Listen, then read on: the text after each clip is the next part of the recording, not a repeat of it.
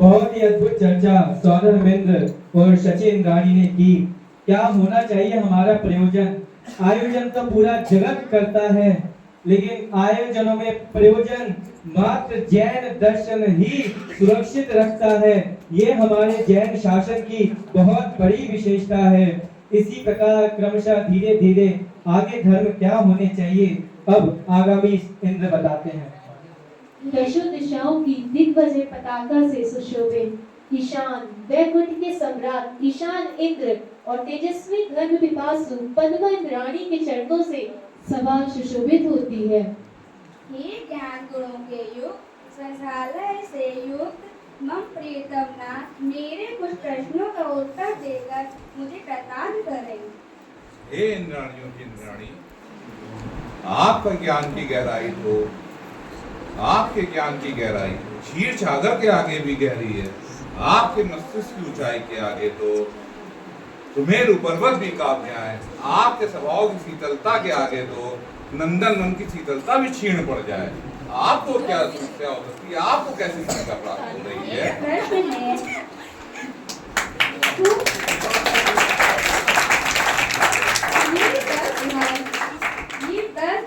क्रम में ही क्यों आते हैं? क्या इनका कोई विशेष कारण है? हे रानी, ये वास्तविकता में तो ये 10 क्रम में नहीं आते हैं। वास्तविकता में हम लोगों के पास शब्दों की मर्यादा होने के कारण हम लोग इनको क्रम पे रखते हैं। सर्वप्रथम जैसे 4 कसाय होती हैं, उन 4 कसाय के अभाव पे हम लोगों को सबसे पहले सत्य, शौच, संयम, शौच, ये 4 धन प्रकट होते हैं। इसके बाद उत्तम सत्य, शौच, संयम, तप, त्याग, आगिंचन, अंत में ब्रह्मचर्य प्राप्त होता है। अब मुझे आप उत्तम, क्षमा, मार्दव और आर्जा का स्वरूप बता दीजिए।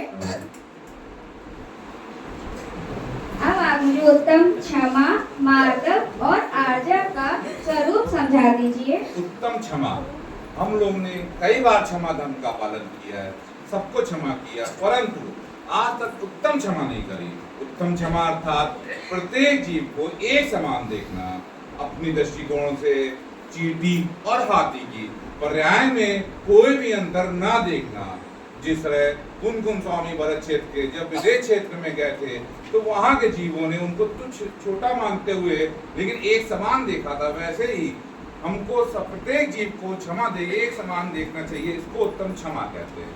उत्तम मार्दव अर्थात मान का आपके पास मान ना होना। हम लोग अपनी मान के कारण मान का आप त्याग करिए।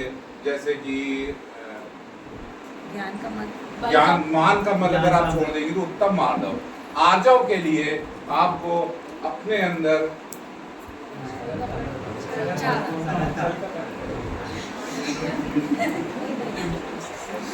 उत्तम आर्जव धर्म का पालन करने में अपने अंदर सबको एक समान देखना चाहिए।